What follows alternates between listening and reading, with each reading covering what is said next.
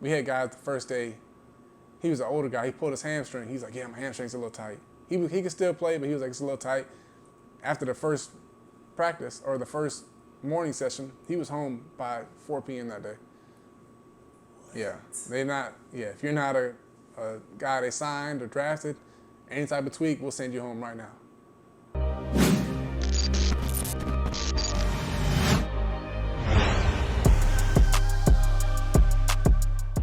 Okay, so after pro day, so what was draft day like for you? It was crazy. Like I said, I had talked to a couple teams, so I was just hoping and praying. And it was funny. I was at home with my mom and dad, and they were upstairs in the room watching it on the TV, and I was downstairs by myself watching it because they were just as nervous as I was. You know, after the draft, you get to round 6 and round 7, you see this player got drafted that you play against, and it's like, man, we played them, and or even you look at the stats, and it's hard you can't compare yourself to other people because it never works out like that. Because you can go and look at people who got drafted above me, and it's like, you said I played that 1 year and I had all them stats. Guys play 2-3 seasons and they have 55 tackles, 4 PBUs a pick, and I did all that stuff in 1 year, which I really could have done more. If I a couple more plays, things might have been differently. But so draft day was tough because I didn't get my name called. I kind of, I knew it was going to be tough playing that one season. I talked to Bush Davis before the draft, and he's coached 20, 30 first round picks, 50, 100 guys who got drafted. And he was like, I think you can play with anybody. You play in that 1 year, it is kind of limits the exposure, but, you can play.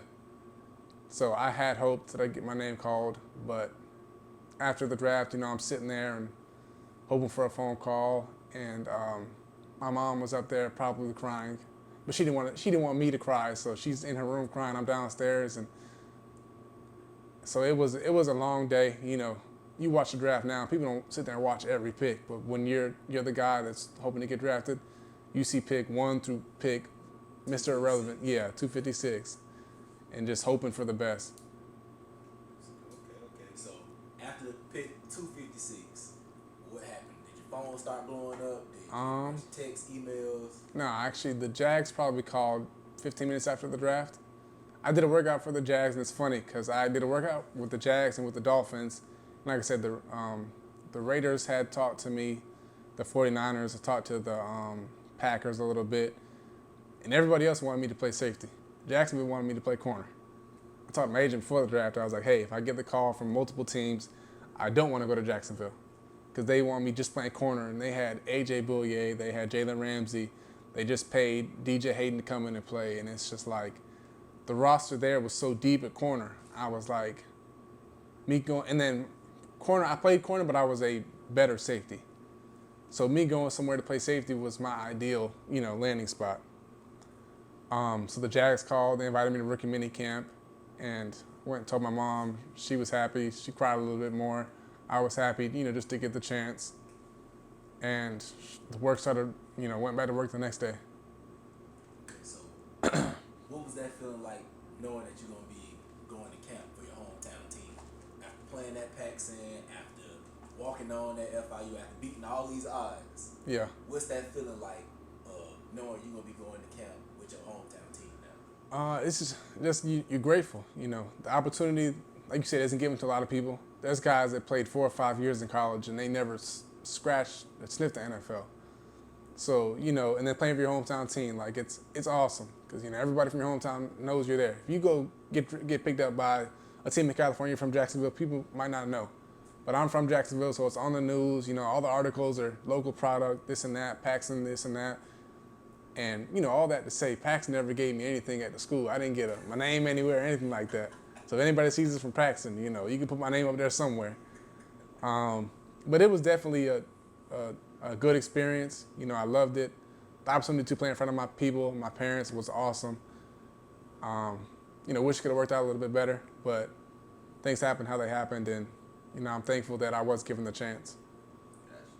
Okay, so you know me, I ain't never been up there. So, my question is, do you get paid for rookie minicamp, or do you get if you're a tryout guy, you sign a paper saying, I'm here.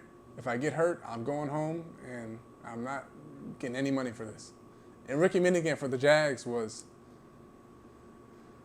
it was terrible. I had blisters on 4 of my toes. I lost 3 toenails. The back of my heels were all tore up. My big toes were falling off. It was a 3-day camp, and you had 2 days. The morning session was are you in shape? Can we kill you? You know, we're there running, up, downs, whatever they can do to make us tired to see who's in shape and who's not. Because if you come in as a rookie and you're not in shape, you know, we got 50 vets who don't have time for that. We got 50 proven guys, so why are we going to give you a chance? And if you're a trial guy and you're not in shape, what are you doing here? We had guys the first day, he was an older guy, he pulled his hamstring. He's like, yeah, my hamstring's a little tight. He could still play, but he was like, it's a little tight. After the first practice or the first morning session, he was home by 4 p.m. that day. What? Yeah, if you're not a guy they signed or drafted, any type of tweak, we'll send you home right now. Wow. Damn, I didn't know it was that cutthroat. I heard some stories, but I didn't know it was that cutthroat. It's probably 75 guys there, and they're only looking at the 8 guys they drafted. Everybody else is there just to give those guys a look.